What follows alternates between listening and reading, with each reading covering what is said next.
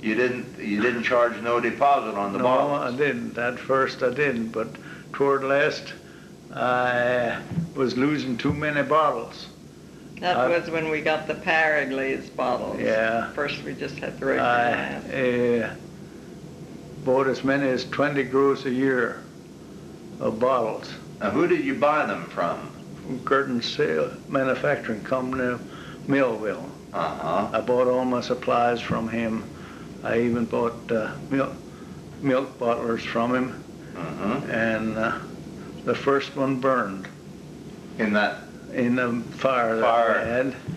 So I loaded it up and took it back over, and it was all buckled together. There's a gas engine that fell down on it that I had in the top of the building, and I took it over, and the same afternoon they fixed another one up for me. They used the base of this one yet. That was cast aluminum. Uh-huh. They used the base of it and made another one for me, and so we didn't do without a bottler for very long.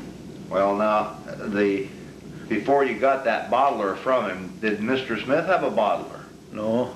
Did you have to pour the milk into the bottle by hand at first? Like a funnel, or a funnel with a valve on. You set this in the bottle and had this funnel full of milk, and when you'd lift it out, it automatically would shut off. That was the bottler would do it that way. But how did you do it before you had a bottler? No, this here was a bottler I got from Smith. Oh, I see.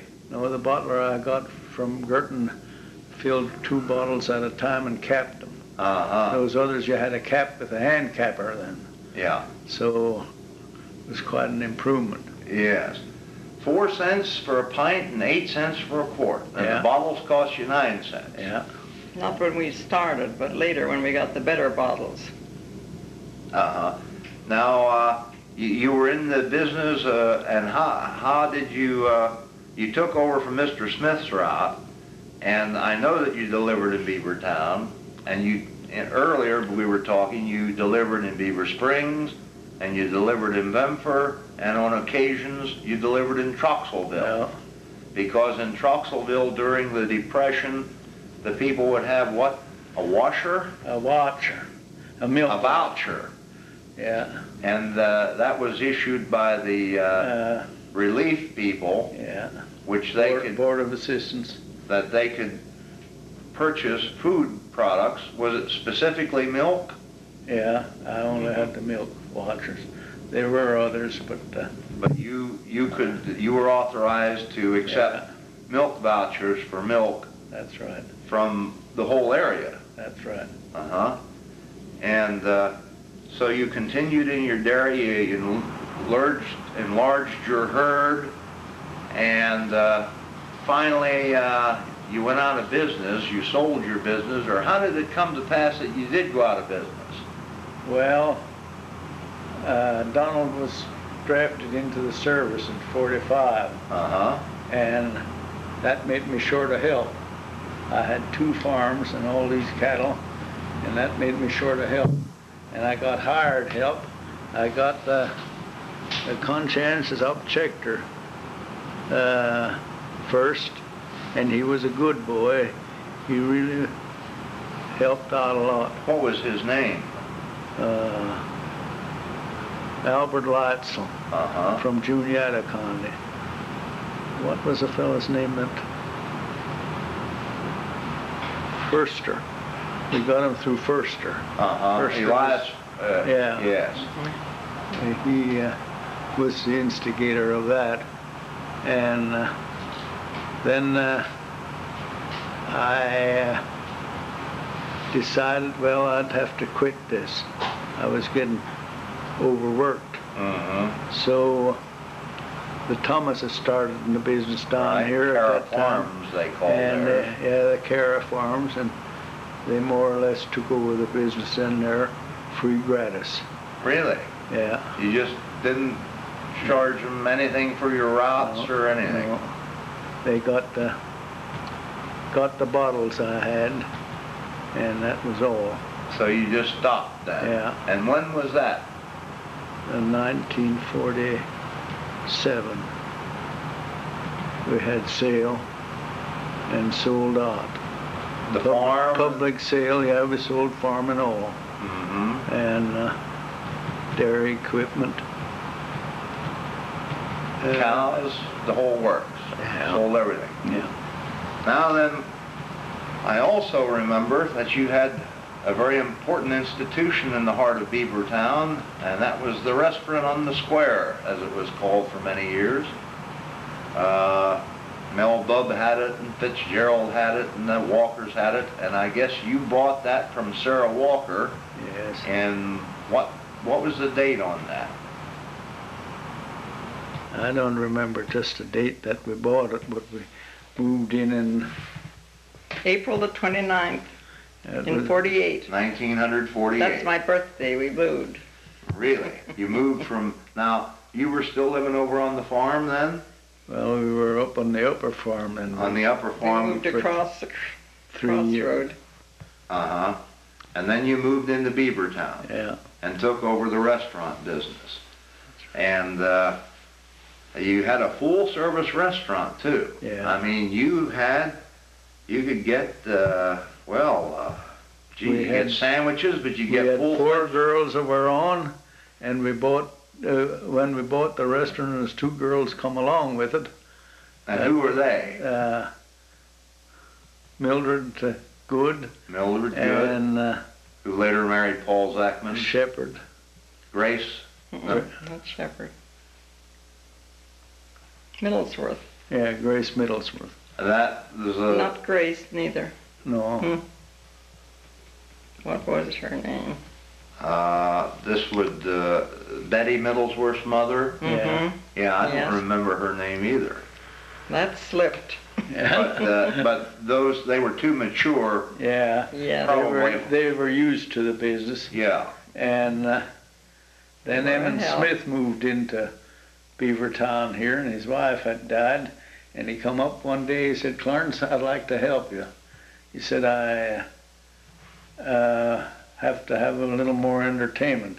He was a comical guy. Yes, he was. And he offered to help me. And I thought, well, he was in store business at Beaver Springs.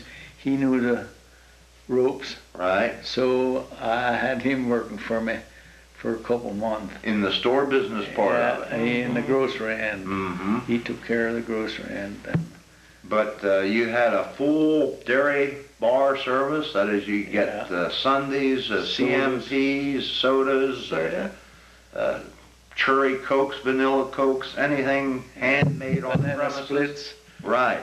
Then you had the regular hot dogs and hamburgers and french fries, but in addition to that, hot beef sandwiches, and then you usually had daily specials.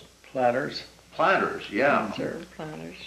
And of course the restaurant had Mother would get up in the morning and bake 10 to 15 pies before we opened the restaurant. And they were quite a setup too. Oh, absolutely. You did most of the cooking then.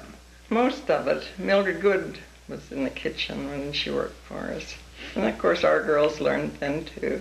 Oh, surely. Mm-hmm. But how did you plan your daily specials or your daily... That was up to her. Did you have meatloaf on Monday, every Monday, or did you structure it? Or? We didn't have it just on special days. We would alternate. You know, just the way I made up my mind, I guess. Potluck, maybe. Uh-huh. But We didn't have a big business, but we tried to have a good business and give them good food. And it was nice when people come back and remember us now for the good food or the good pies they got. Well, And the chocolate milk that we had in the dairy, there's a lot of young people say, yes, I remember you for the chocolate milk in the dairy. Oh, absolutely. Well, it was during World War II, the children in Beavertown and Beaver Springs would get free milk, or it cost us a penny, as I recall. And you had the choice of white milk or chocolate milk, and of course, it was half and half. People liked one or the other.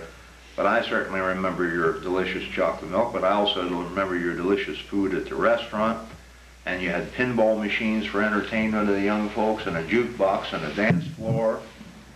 And It was a very important place where the students would come early in the morning to get on the school bus. So you had to open the place up around, 7:30? Around 7, I guess we opened. Even 7 o'clock you had to open it up, and it was usually open until 9 at night. 10. Even till 10. Till 10. And this was 7 days a week, wasn't it? For a while. And then we decided that the Sunday business didn't pay. Mm-hmm. And we didn't want to work every day. And it wasn't big enough business to have all hired help neither. So as the years went by, things changed. Things you changed cut a out bit. Sunday sales, you opened later, and perhaps closed earlier. And but it was a very important thing in the whole community. And then you closed your restaurant business. I know we were just talking before, sometime between 1961 it was either 1961 or 1964. And what month of the year would it have been? June. In the month of June of one of those years, you finally closed. Now, you had a drugstore, really. I mean, you didn't have a pharmacist, but you had drugs, you had groceries, you had a full-service fountain service restaurant, a full-service eating restaurant, and even up to the end, all of those things were And present. we had novelties too. That's right, and novelties. And finally, in middle 1960s, we'll say, you stopped your restaurant business. Yeah, I got sick then and we couldn't go it anymore, so we locked the door. Mm-hmm. We tried to have auction, but that was no success. No. We did sell out the perishable things, a lot of them at auction. Mm-hmm. I think that was over a couple of days or nights, wasn't it? A couple of evenings. Yes, that you had an auction of the perishable items. And some of the hardware of your store, that beautiful marble bar, where did that ever go to? I still have a couple pieces. I made a couple marble top tables and stands and so forth. And I still have orders for 2 stands, but I have problems getting stands heavy enough to hold that heavy marble. And how about the banana split dishes and the CMP dishes and all that sort of thing? Well, Murray got those at Mifflinburg. He started a restaurant over there. Is he still in business? I don't know. I don't think. He's down there by the mall. Some of them we kept, and the grandchildren have souvenirs, which they appreciate too. We didn't sell all of them, but we got sold some of them. Well, they were so very special to all the young people in Beavertown, because actually some of that was acquired during the Fitzgerald era. Oh, yes. And therefore, really, people that were born, say, from about 1920 through the 1960s, 4 generations of Beavertowners. That was the #1 loafing spot and the They get together. #1 youth hangout, really. Why, we haven't exhausted everything, but I think we've taken enough of your time for this particular interview. Taking enough tape, I guess. Well, no, we're not worried about taking tape, but we are certainly very thankful that we had Mr. and Mrs. Clarence Bailey here to share with us some of these interesting observations. So until you see yourselves on television, and for all the future generations that will get to see this, why, I'm sure they'll appreciate it as well. We'll say thank you very much, and I don't know what to say. Good night.